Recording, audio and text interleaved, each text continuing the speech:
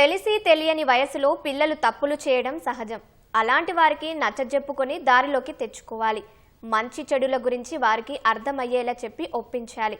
కానీ ప్రేమించిన పాపానికి ఓ కుమార్తెపై తండ్రి కోపంతో రగిలిపోయాడు.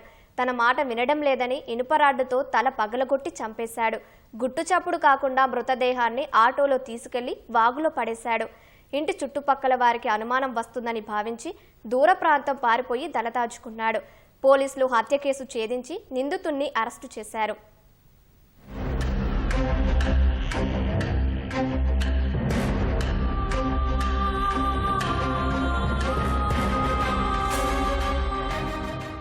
ఎన్టీఆర్ జిల్లా మైలవరానికి చెందిన బాజీ స్థానికంగా గంజాయి విక్రయిస్తూ ఉంటాడు. ఈ కేసుల్లో పలుమార్లు జైలుకు సైతం వెళ్లి వచ్చాడు.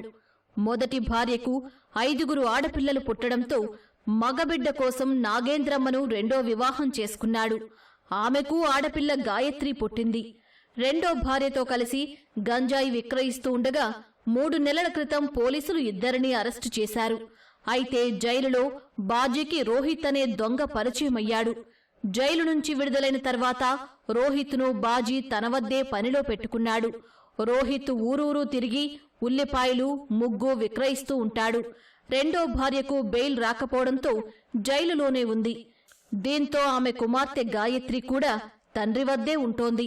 అయితే రోజు బాజీ ఇంటికి వచ్చిపోతున్న రోహిత్తో గాయత్రికి పరిచయం అయింది.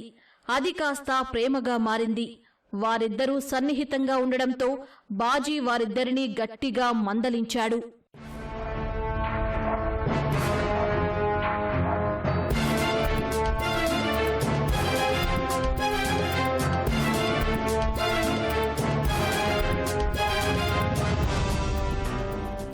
రెండో భార్య కుమార్తె కావడంతో గాయత్రిపై బాజీ మొదటి భార్య నాగమ్మ లేనిపోని మాటలు చెప్పి రెచ్చగొట్టింది.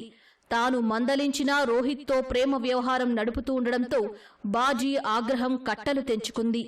ఇనుపరాడుతో తలపై బలంగా కొట్టడంతో బాలిక అక్కడికక్కడే కుప్పకూలిపోయింది. చనిపోయిందని నిర్ధారించుకున్న తండ్రి రోహిత్ ఇంటి పక్కన ఉండేవారి ఆటో తీసుకువచ్చి మృతదేహాన్ని అందులో వేసుకుని అర్ధరాత్రి మధిర సమీపంలోని వాగులో పడేశాడు. కుమార్తె కనిపించకపోవడంతో తనపైనే అనుమానం వస్తుందని భావించిన బాజీ తెల్లారి మైలవరం నుంచి పరారయ్యాడు. భద్రాచలం మీదుగా ములుగు జిల్లాకు వెళ్లి అక్కడి గిరిజన గ్రామాల్లో మకాం వేశాడు. ఆ తర్వాత మరో 2 రోజులకు భార్యా బిడ్డలను అక్కడికి రప్పించుకుని అక్కడే కొత్త వ్యాపారం మొదలుపెట్టాడు. అయితే పోలీసులు సాంకేతిక ఆధారాలతో నిందితుడిని పట్టుకున్నారు. అయితే బాజీది మొదటి నుంచి నేర స్వభావమేనని, గంజాయి విక్రయిస్తూ అందరినీ మత్తుకు బానిసలను చేశాడని ఇంటి చుట్టుపక్కల వాళ్లు ఆగ్రహం వ్యక్తం చేశారు. బాగా అలవాటు చేసి కుర్రలను కూడా నాశనం చేసి అసలు ఏమి తెలియని వాళ్ళు కూడా అసలు మత్తులో దింపి అంత చికాకు చేసి ఈ రకంగా మనుషులను చంపటం ఈ రకంగా తయారయ్యి భార్యాభర్తలు ఇద్దరు కలిసి గంజాయి మోసారు. ఏదో ఖమ్మంలో కూడా ఒకసారి దొరికారు.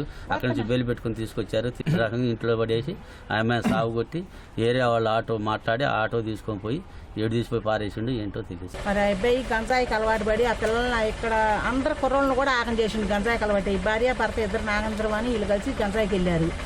గంజాయికి వెళ్ళి గంజాయి తీసుకొని వచ్చి అమ్ముకున్నారు, చేశారు. ఆదివారం నైట్ ఏం జరిగిందో మాకైతే తెలవదు. ఆ పిల్లలందరినీ ఈ పిల్లల్ని అంటే రాడ్డు తీసుకొని కొట్టిందంట. వాళ్ళ పిల్ల చెప్తుంది, మేము అడిగితే చెప్తుంది. భార్య భర్త ఇద్దరు దొరికితే భర్తకు బెయిల్ పెట్టింది నాగమణి. బజార్లో మాకు కూడా చిన్నపిల్లలు ఉన్నారండి. మాకు చాలా భయంగా ఉంది. ఇవాళ వాళ్ళ ఇంట్లో జరిగింది, రేపు మా ఇంట్లో కూడా జరుగుతాయని భయపడుతున్నామండి.